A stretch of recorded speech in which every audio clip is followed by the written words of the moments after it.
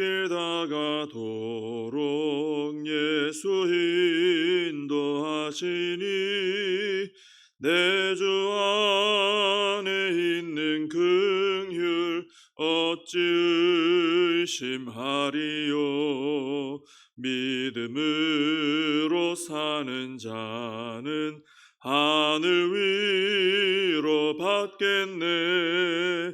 무슨 일을 만나든지 만사 형통하리라. 무슨 일을 만나든지 만사 형통하리라. 나의 갈 길 다가도록 예수 인도하시니 어려운 일 당한 때도 족하는 해주시네. 나는 심히 고단하고 영혼 매우 가라나 나의 앞에 반석에서 샘물 나게 하시네. 나의 앞에 반석에서 샘물 나게 하시네. 나의 갈 길 다가도록 예수 인도하시니 그의 사랑 어찌 큰지 말로 할 수 없도다. 성령 감화 받은 영혼 하늘나라 갈 때에 영영 부를 나의 찬송 예수 인도하셨네. 영영 부를 나의 찬송 예수 인도하셨네.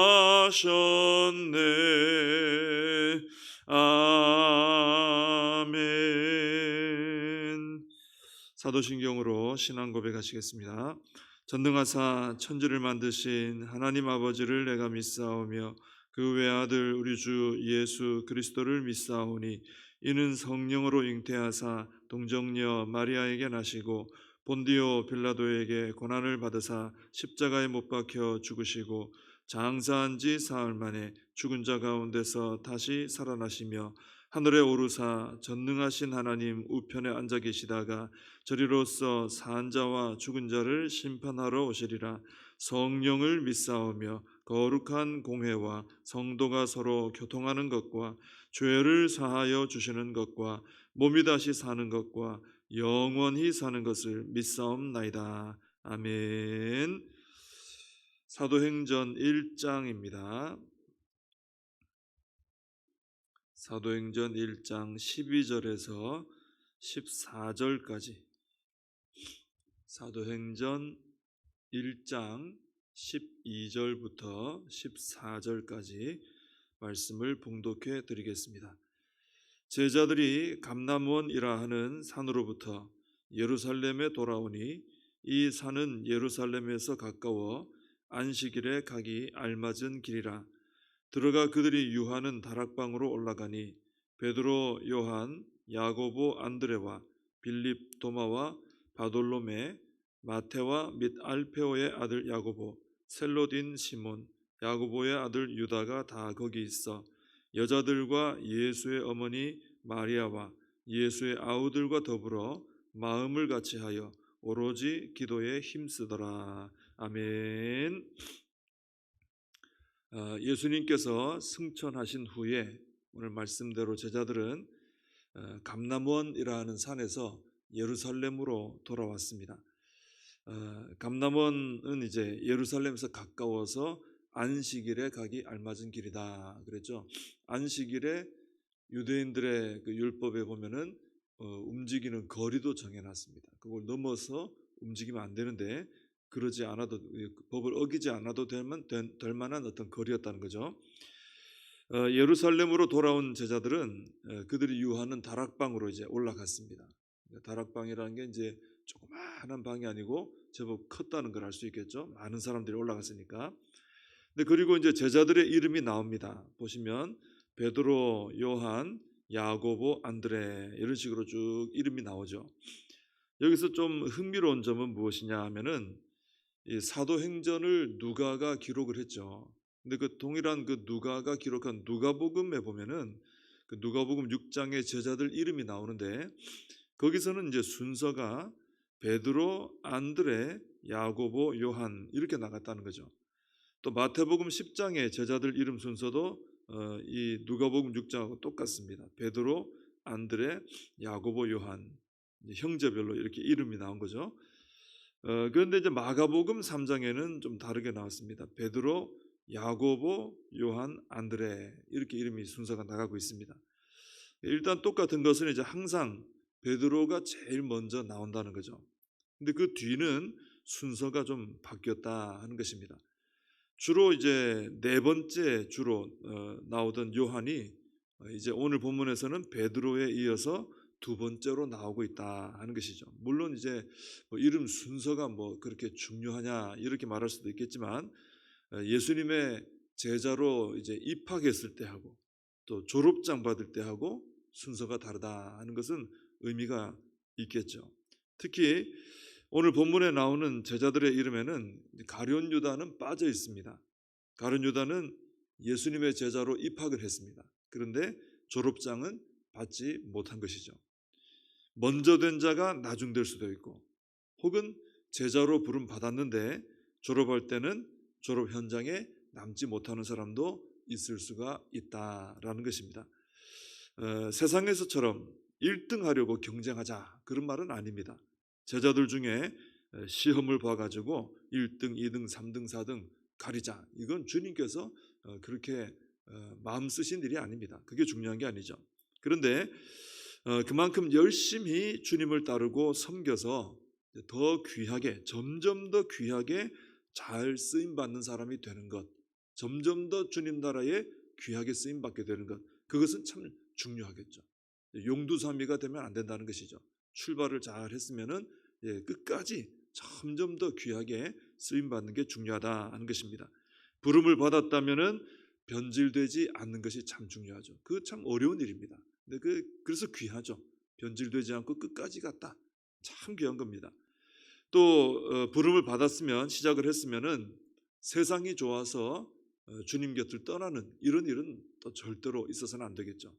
끝까지 충성하며 주님의 제자로 살아가는 것이 참 중요합니다. 근데 오늘 본문 그 이름 순서를 좀 생각 잠깐 했을 때 요한처럼 조금씩 더 주목받는 더 귀하게 쓰임 받는 자로 세워져 나가는 것이 참 귀하다. 또 가룟 유다처럼 끝까지 남지 못하고 졸업장 받지 못하고 떨어지는 것 이것은 참 안타까운 일이다라는 것을 좀 생각할 필요가 있다라는 것입니다.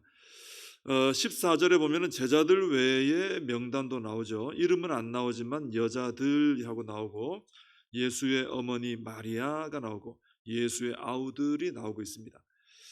예수님을 따르는 사람들을 소개할 때 보면은 항상 여자들이 등장합니다. 이건 참 당시로서는 참 눈여겨볼 만한 일이죠. 왜냐하면 당시의 여자들은 사회적으로 굉장히 무시당하던 그런 존재들이었기 때문에 그렇습니다. 숫자를 셀 때도 넣어주지 않고 여러모로 이렇게 소외됐던 사람들이 여인들이죠. 근데 하나님 나라에 있어서는 남자들과 같은 그런 귀한 일꾼으로 부름도 받고 또 존중받았다 하는 것을 알 수 있습니다. 항상 여성들에 대한 이야기를 하고 있죠. 교회의 일꾼은 그래서 세상에서 인정받는 자들의 자리가 아니다라는 것입니다. 만약 교회 일꾼을 세우는데 세상에서 보는 기준만 가지고 세웠다 그러면 교회 일꾼을 제대로 세운 것이 못 되는 것이죠. 교회 일꾼은 하나님의 기준을 따라 세우게 되는 것이죠. 믿음이 가장 중요합니다. 그 믿음을 가지고 또 그 삶 속에서 살아가는 삶이 있는 이것이 제일 중요한 것이죠. 그래서 우리는 하나님 앞에 믿음 있는 일꾼으로서 세워져 나가기를 사모해야 된다라는 것입니다.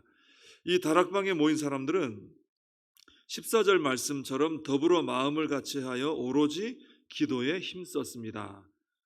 이 예수님 명령대로 한 거죠. 우리나라의 교회들이 같이 모여서 이제 통성으로 기도, 합심 기도, 통성 기도 많이 하는데 초대 교회가 세워질 때 그런 모습이 있었던 거죠. 같이 모여서 다 같이 통성으로 합심해서 기도했습니다. 우리가 이제 경건 생활할 때 개인 경건 생활 꼭 필요합니다. 개인적으로 성경을 읽고 묵상하고 또 골방 기도, 개인의 기도하고 굉장히 이건 우리의 경건에 굉장히 중요한 생활입니다. 근데 또 한편으로는 이렇게 교회가 같이 성도가 같이 모여서 합심해서 기도하는 것 참 필요합니다. 개인적으로 하는 경건 생활로 채워지지 않는 부분이 같이 모여서 합심하여 기도할 때, 합심하여 뭔가를 할 때, 한 마음으로 뭔가를 할 때 교회가 그때 개인적으로 할 때 채워지지 않는 게 채워지는 것입니다. 개인적으로도 열심히 경건 생활을 하고 같이 모여서도 경건 생활에 힘을 쏟아야 된다는 거죠. 근데 이분들은 합심해서 이렇게 기도를 했는데 마태복음 18장 19절에 보면은 너희 중에 두 사람이 땅에서 합심하여 무엇이든지 구하면, 이제 두 사람은 이제 합심할 수 있는 최소 단위가 두 사람 아닙니까? 구하면 하늘에 계신 내 아버지께서 그들을 위하여 이루게 하시리라 그랬습니다. 그래서 이렇게 마음을 합하여 성도가 마음을 합해 함께 기도한다는 것은 하나님께서 매우 기뻐하시는 일이고 주목하여 보시고 응답해 주시는 일이다라는 것입니다. 그러니 우리가 개인적으로도 기도할 뿐 아니라 합심하여 기도 생활 열심히 해야 된다는 것이죠. 자, 근데 이 다락방에 모인 사람들의 주된 기도 제목이 무엇입니까? 하나님께서 약속해 주신 성령을 기다리는 기도였습니다. 성령님 오시옵소서 하는 기도죠. 예수님께서 성령이 임하시면 권능을 받고 땅끝까지 이르러 주님 증인이 된다 하셨는데 그 성령님이 약속대로 오셔서 자신들에게 권능을 주시고 주님의 증인으로 살아가게 해달라, 이런 기도를 계속해서 드리고 있었던 거죠. 그러니까 이 사람들의 기도는 자기 자신을 위한 기도가 아니었고 하나님 나라를 위해 헌신하고자 하는 기도였다라는 것입니다. 나를 위해서 뭔가를 좀 채워달라 하는 자기 중심의 기도가 아니고 하나님 나라 중심으로, 하나님 나라를 위해 제가 무엇을 드릴까요? 어떻게 헌신할까요? 그것을 위해서 성령을 부어주십시오, 이렇게 하는 기도였다라는 것입니다. 그래서 우리도 기도할 때 우리 자신의 어떤 기도 제목으로 할 수도 있지만 먼저는 그 나라와 그 의를 구하는 기도를 해야 된다라는 것입니다. 하나님 나라를 위해 헌신할 수 있도록 하나님 성령을 부어 주시옵소서, 지혜를 주시고 능력을 주시옵소서. 하나님 나라를 위해서 나 자신이 드려져서 하나님 나라를 세우고 하나님의 뜻을 이 땅 가운데 이루게 해달라고, 오직 하나님 나라 중심으로, 그죠? 하나님 영광 위해서 기도하는 것이 필요하다, 참 중요하다 하는 것이죠. 이 사람들의 기도는 특징이 또 하나는 전심으로 하는 기도였습니다. 전심으로 하는 기도. 여기에 사용된 전심으로라는 이 단어의 그 원뜻이 어떤 일에 전념하다, 몰두하다, 헌신하다, 이런 의미가 있습니다. 그래서 이분들은 기도할 때 설렁설렁한 것도 아니고 기도하다가 저것도 하다가 이것도 하다가 왔다 갔다 뭐 이런 것도 아니고 오직 기도할 때 모여서 전심으로 전력하여서 딴 생각하지 않고 기도에만 힘썼다라는 것입니다. 이런 기도가 응답의 역사가 일어나는 것이죠.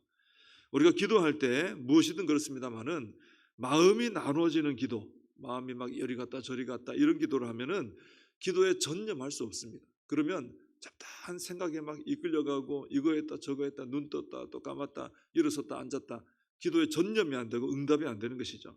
그래서 우리가 기도할 때는 다른 생각, 다른 행동 우리가 자꾸 왔다 갔다 할 것이 아니라 오로지 기도에만 집중하는 것이 옳다 하는 것입니다. 그럴 때 기도에 힘이 붙게 되고 뜨거워지고 또 강력해지는 것입니다. 우리가 하나님 나라를 위해서 이렇게 합심하여 기도하고 또 전심으로 기도하고 또 이분들처럼 이분들의 특징 하나는 응답이 임하기까지 어떻게 했습니까? 낙심하지 않고 인내하며 기다리며 기도했어요. 이것도 참 중요합니다. 기도를 믿음으로 했으면 응답하실 줄 믿고 끝까지 가야 되는 것이죠. 그럴 때 응답을 체험합니다. 우리가 이런 기도를 통해 하나님의 놀라운 응답을 체험하는 우리가 되어야 할 줄로 믿습니다. 기도하겠습니다. 하나님 아버지, 초대교회 귀한 일꾼들 하나님 아버지 앞에 약속을 붙들고 간절히 기도하는 모습을 보게 됩니다. 저희들도 이들처럼 늘 개인적으로도 경건 생활에 힘을 쏟을 뿐 아니라 또 합심하여 기도하고 함께 마음을 모아 하나님 나라를 위해서 기도하고 헌신하는 저희들의 모습이 되게 하여 주시옵소서.